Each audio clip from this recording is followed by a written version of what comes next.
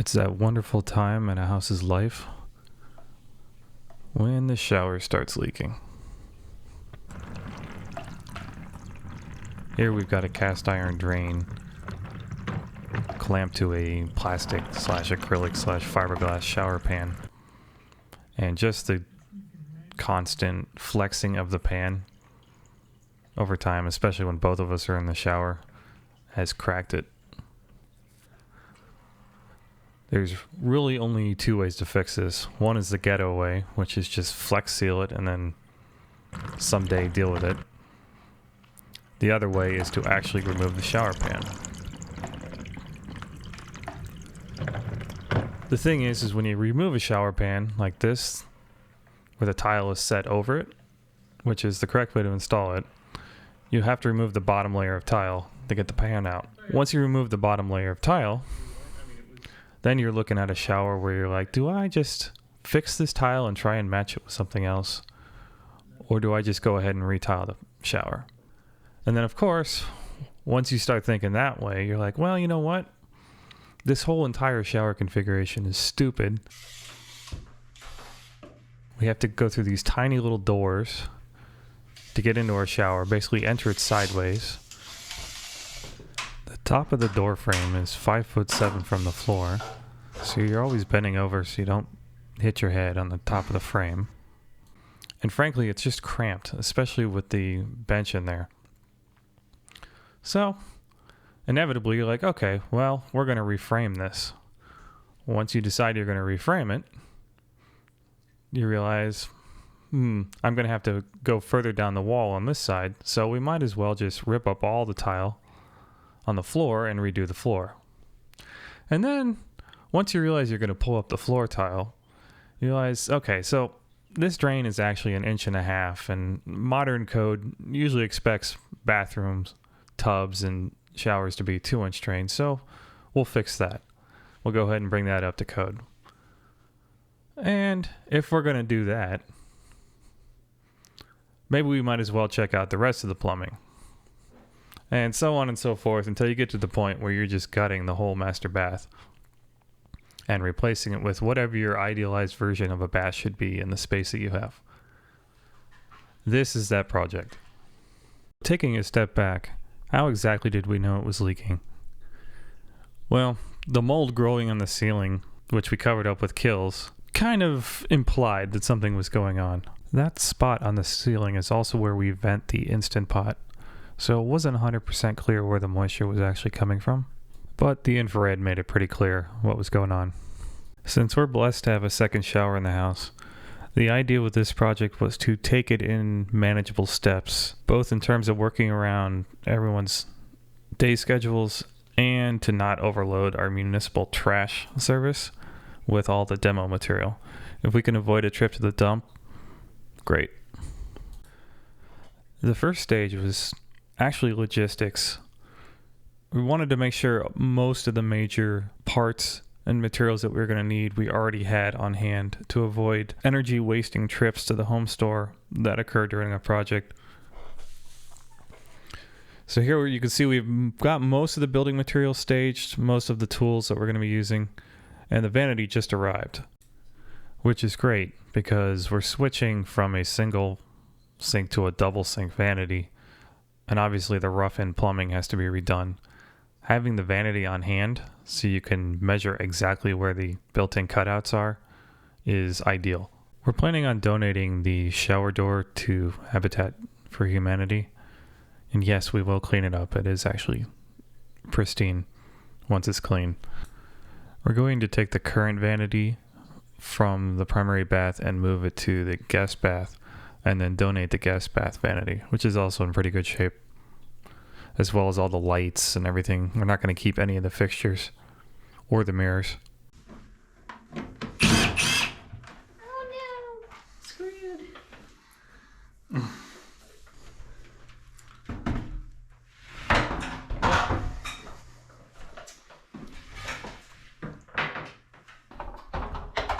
It doesn't feel so cramped in here now. Yeah.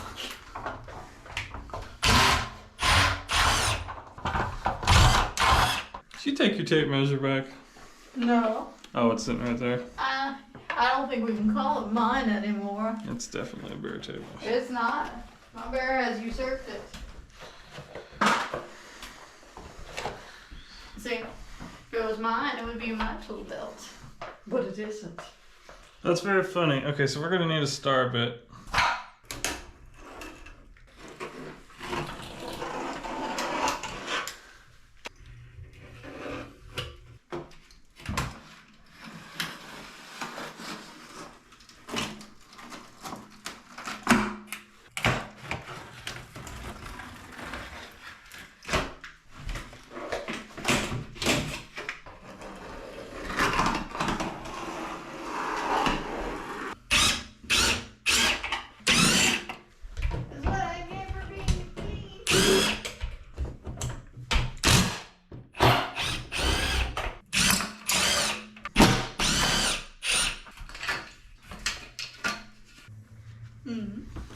Alright, if you want to bang some tile.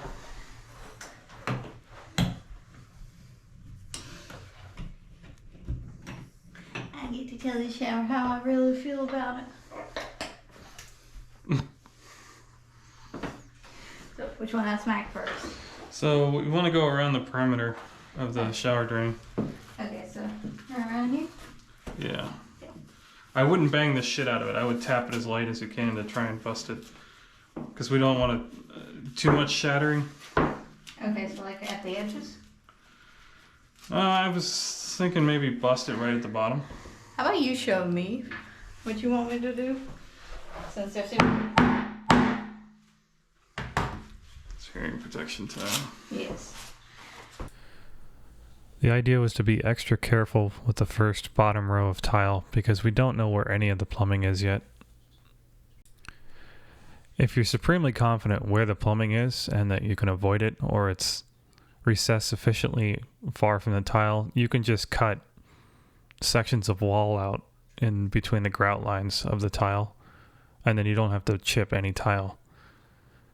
We don't have that luxury on this project yet.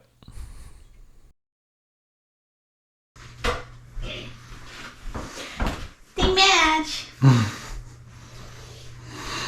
I'm fab and drab. One thing that drives me nuts watching other videos is when people aren't wearing hearing protection. Y'all, seriously, protect your ears.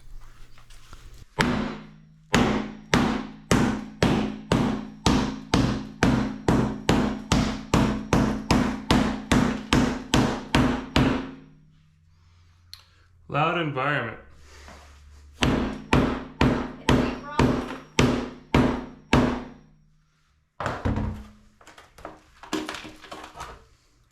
So ideally, once we get a handhold in there, we want to just try and peel them back, which might not be easy.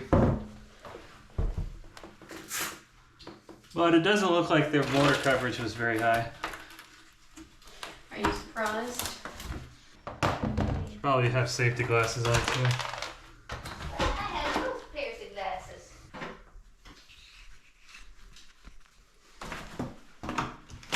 See?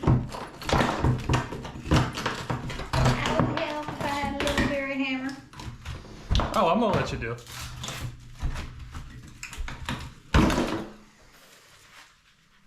Please be careful. That's full coverage. That's good coverage right there.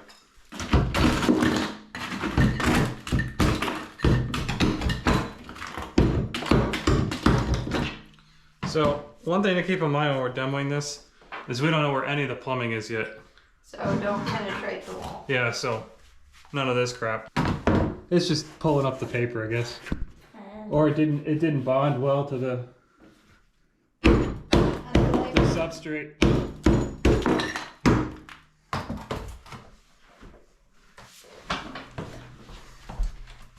Bang, bang, bang.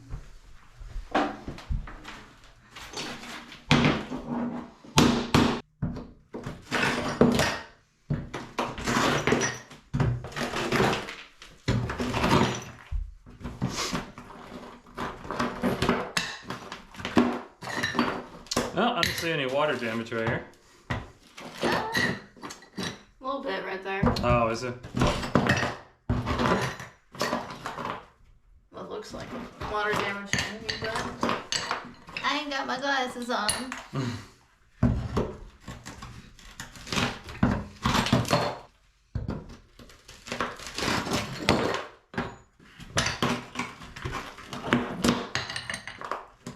recognize that silicone.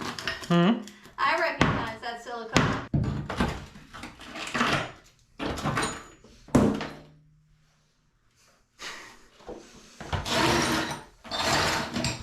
Here. Do you want me to start putting that in? Oh, you want? Alright, you're in a better position. Can you tape over the drain so that none of the stuff goes down there? Well, we're removing the drain. Normally, yes. Okay. But we know we're going to cut it. Well, I'm just worried about it getting into the piping. Yeah, so we're cutting the pipe. We have to. Okay. So anything that does get down there will be removed when we remove the pipe. Yeah, at the very least, it's not even the code because there's no P-trap on it. So we have to remediate that. Fortunately, there is a P-trap. I found it in a subsequent bore scoping after this demo. But it doesn't matter because we're switching the whole drain to 2 inches anyways, and it's currently 1.5 inches.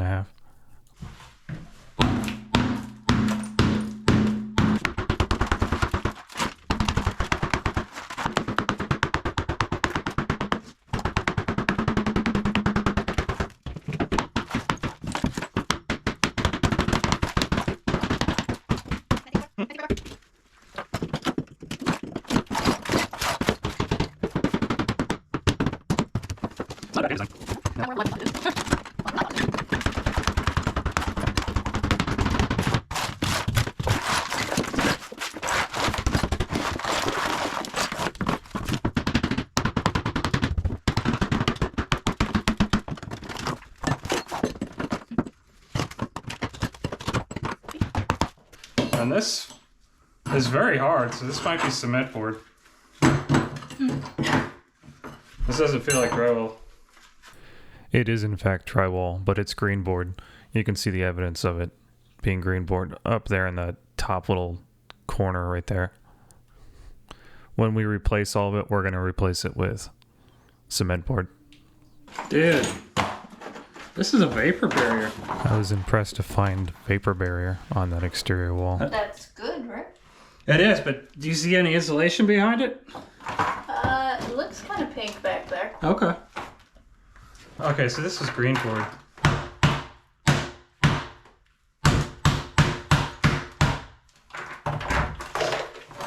Drywall. So it is drywall. Yeah, it's moisture resistant, but yeah. Ooh, what do we see in here? Is that just the vapor barrier down there? And then, you want me to get a flashlight? You get the Ryobi.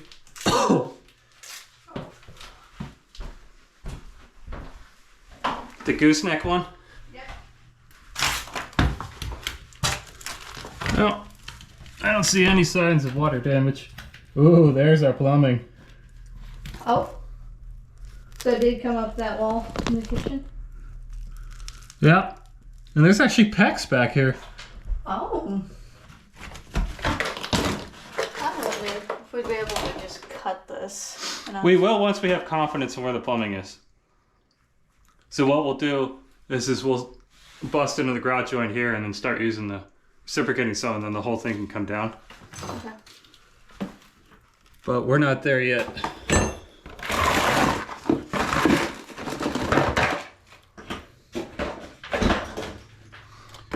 Alright, so that's definitely PEX B.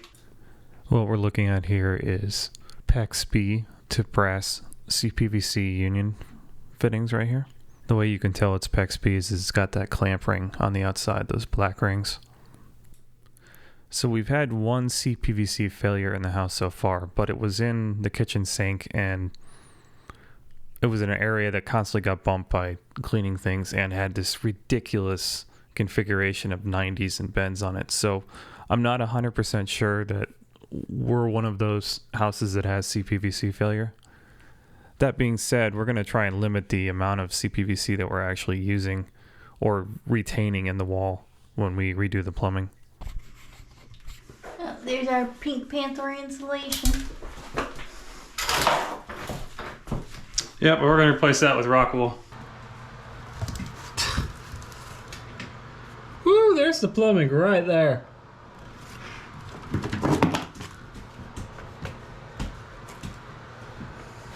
Oh, in the corner? Yeah, right here. Oh. Really? That's pretty dumb. On the exterior wall. Yeah, in front of the insulation, I think. Behind the vapor barrier. What do you say, now that we've exposed the plumbing, we clean up and we call it? That was really the goal for today. You done with it? Yeah. So that's for next time? Well, next time, I would say we get a little more aggressive. Turn on the power.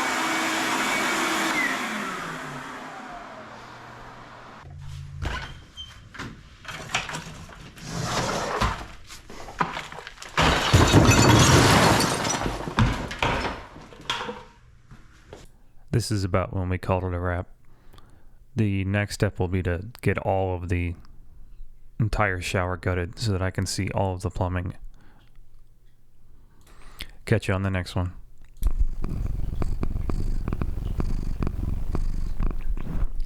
That's GB purring on my lap.